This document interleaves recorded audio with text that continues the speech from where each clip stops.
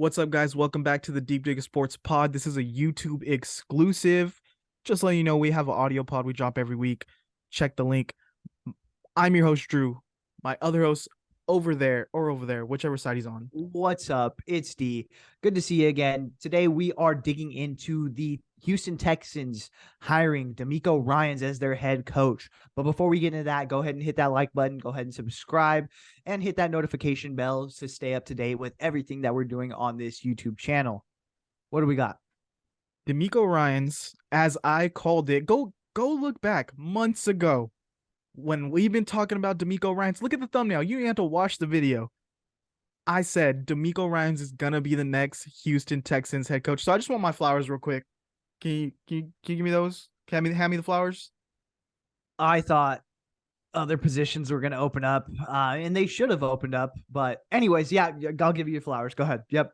He played there. He has the connections. They need to build an identity.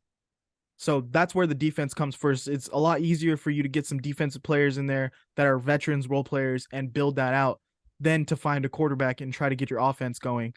And, this guy's rubbed elbows with a lot of offensive talent. So I'm sure he could find a coordinator to help get him there. So we'll see. Maybe Davis Mills is a bridge guy for another year, or Jimmy G could follow him there. But they're in a prime position to rebuild and either get a quarterback in this draft or next year. So shout out to Demeco Ryans. I'm so happy for him. He's going to be a great head coach. I think it's a pretty before I did not like the move.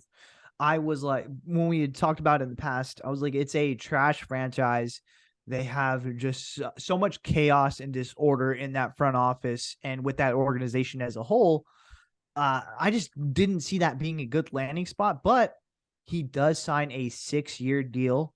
So even if they were to do one and done, which I doubt they're going to do, even if they were to do one and done, he's going to make a bag regardless. And a 6-year deal is like very solidifying, letting you know, like, hey, we believe in you. And we think that even no matter how this first year goes, no matter how the second year goes, we're expecting you to build out this culture the right way. So I will, give the Texans that they did, put a lot of trust in Demeco Ryans. And I think that this guy is cut from a different cloth. Everywhere he's gone, he's really succeeded. So I think that, as a player, he came in, was awesome. He was an all-pro. He went to different organizations and was basically a coach on the field. He comes into coaching and just immediately steps up, and he just has what it takes to be a leader of men. So I'm pretty excited to see what he can build out in Houston. Yeah, it's you always think the better job is like, okay, who's ready to win now? Like, which team is built? But there is something to say about a guy taking a team that has basically nothing. They're starting from zero, and you have no expectations for the first 3 years, I'd say. So anything positive feels really good. And I almost look at Dan Campbell to where the Lions, no one expected them to be anything, and they weren't for a few years with him. And so once you start getting that culture in and start getting a couple wins here and there, start getting some close games, it really builds the confidence of your roster. And it starts to build that mentality of hey, maybe we can do this. And then all you need is for everything to start going right. You need those wins to fall your way and you start rolling. And you need to find that stable guy at quarterback. That's one of the main things that needs to go right in a rebuild. So whether that is a bridge guy or a young guy coming in kind of revamping this offense, it's going to be interesting to see how they handle that situation. But I do see some parallels to Dan Campbell and Demeco in the fact that he can turn this team around. He gets more out of guys than what their talent level is, I think. Yeah. And this defense, I think he could build it into something pretty solid. I mean, they got Stingley Jr. still there. I don't know if he was hurt or what, but he was a high draft pick. If they bring over some of the guys from the 49ers, they have the cap space. They got some draft picks. I think it's going to be a tough first 2 seasons because he is starting from scratch, but I'm excited to see what he can build out there. Yeah, and that's the one thing, he's going to Jerry Maguire this situation. Who's coming with me? Who's coming with me? And that's going to be the interesting part for the 49ers is who from that staff is going to make the transition over to the Houston Texans. I know that they are looking at, I believe, Bobby Slowick for the OC spot. I think he is going to have to, have someone who's been in the NFL head coaching spot, on staff just to like bounce ideas off of and things like that. We see it with a lot of younger guys. So it's going to be interesting to see how he builds it out and then which players decide to make the jump over. I know Azeez Al-Shaair today just released a statement saying basically like, hey, like, it's been a really cool ride. It was, it felt like I'm graduating college. I'm a better man. I'm a better player. I'm a better person. I want to thank, the organization. So pretty much it puts a stamp on like, I think he is going. Same with a guy like Jimmy Ward. Does he make the transition over? So it's going to be really interesting to see how he puts together his coaching staff and which players make the jump as well. Yeah, I mean, even though I'm a 49ers fan, I would love to see Demeco do great, and I would love to see Azeez go to that team and be the leader of the defense. I think with a bigger role, he can be a guy that leads it. We've seen him like effortlessly step in when Fred Warner or Dre Greenlaw goes down and really hold his own and make plays. So I think he's a guy that's ready to make a jump and be, what do you think, a top 10, top 12 linebacker in the league? I think he's really badass. Talented. He's great. Good. But he's kind of just overshadowed by probably I think it's arguable the best linebacking duo in the league. Yeah, I mean, it's going to be hard to like replicate that. Again, you're going to need a really good defensive line to help set you up as a linebacker. But I mean, yeah, he does. If he would make that transition over, he would be the main guy. He would be he would have the green dot on his helmet moving forward. You know what I mean? And we're going to talk about who could take over for defense coordinator for the Niners. But before we get into that, what did you think about the report and the report about the report being fake, about the Broncos making a last stitch effort to bring in Demeco as the coach before getting Sean Payton? We had conflicting statements from different reporters. It was Rap Sheet that reported that they made a last ditch effort at Demeco. It was Schefter who then was like, that didn't happen. That didn't happen. I think that was just like Walmart cleanup. Like, I really think we seen reports that Demeco was highly like thought of with the Denver Broncos. We seen that they like constantly like, hey, we really want Demeco. We really want Demeco. I think that ultimately he went to the Texans and he was like, yeah, like I'm going to sign. I have one more meeting with them, but like I'm going to sign here. And if they don't, be like, they make me an offer I can't refuse, I might take it. But realistically, I want to be here with the Texans. And I don't think that the Broncos made that offer. You know what I mean? And with Demeco leaving, it's one of those things like, I think for the Broncos, it was, if we can get Demeco Ryans, one, he's going to be an awesome coach. And two, we don't have to give up a first round pick. We don't have to pay him, an astronomical amount of money. So let's go with Demeco rather than going with Sean Payton.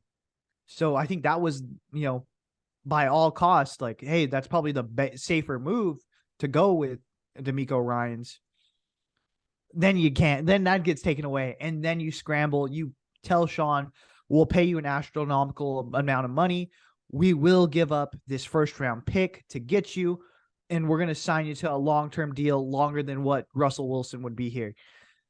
It's tough. It's a tough position, but you needed to make a splash at head coach if you're the Denver Broncos, knowing who else would have taken that job. Like realistically, what were your other options? I don't know if the report is necessarily true, if they were ready to commit to Sean Payton or if they were still trying to get Demeco, but I think this is telling. And we talked about it in a video way back that the Broncos were committing to defense. They wanted Jim Harbaugh. They wanted Demeco. They were interviewing a lot of defensive coaches. And so what does that tell you? They don't believe in Russ. They'd rather lean on the defense and see if they can get by winning low-scoring games. So I do think that they would have preferred a Harbaugh or Demeco. But at the end of the day, this is a team that has to make a big-name splash because their fans are pissed that you whiffed on Nathaniel Hackett. So now they're like, well, who's left? Who's really left in the market? Like, Kellen Moore fell off a cliff. He got fired from his job, went somewhere else. Eric Bieniemy's not the guy. No one wants to make him a head coach. So what about Sean Steve Payton? Wilks. Steve Wilks, he maybe could be a good head coach, but we still don't know what his situation, maybe with the 49ers, maybe going to stay over there. I don't know what he's going to do. But would the fans have really been satisfied if you make Wilks your head coach for the Broncos? I think they wouldn't have been very happy about that when Sean Payton's still looming, you know? So I think this was a kind of, hey, we have to make a big move. Sean Payton's available. Let's just get him. Maybe he'll fix Russ and like our offense will be dynamic. We know our defense could be solid. So let's get a good coordinator in here and we'll roll with what we got.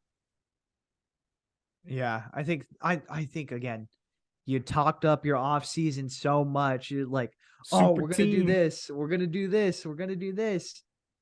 And if you strike out on both Sean Payton and Demeco Ryans, and not only that, you did strike out on Jim Harbaugh after he makes this pretty this beautiful announcement saying there's no happy or happy. You still meet with him and you strike out. Yeah, So, if you're really happy, you're not taking another meeting. Like they could have yeah. had him if they wanted, if they made a great offer. So if they would have struck out, if they would have went 0 for 3 and struck out on all three of those big names, yeah, it would have been a failure as an offseason. And so now replacing Demeco, this is our second defense coordinator in the last 6 years that went and became a head coach. What are we thinking for replacement? I know there is some people in house that could potentially take over, but we're looking around the league right now.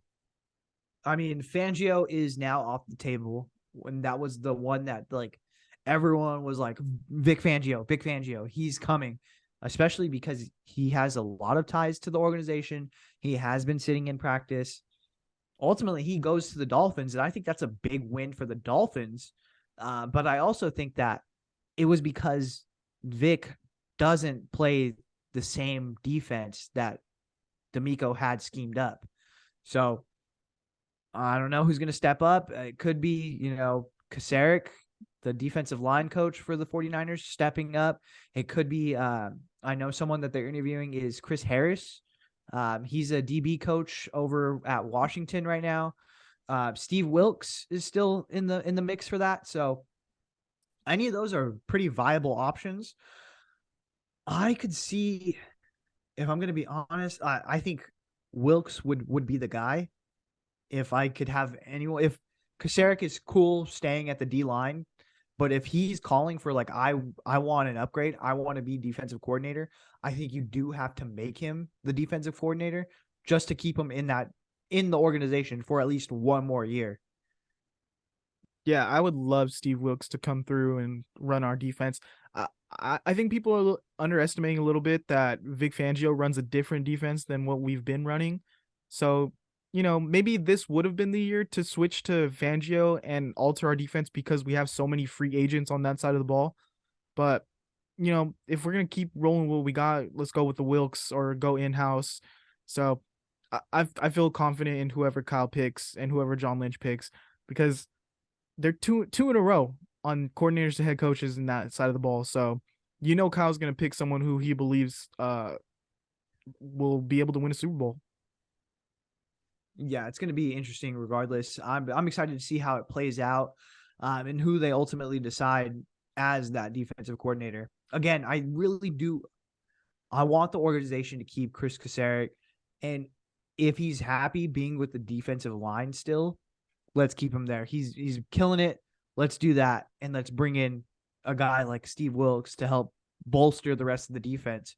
If Kasarik is calling for, hey, you know what? I've been killing it. I want to move me up. Give it to him. You know what I mean? Give him the keys. Let's do it. Why don't you guys comment who do you think should be the next defense coordinator for the Niners? Let us know. Go and subscribe. See you Later.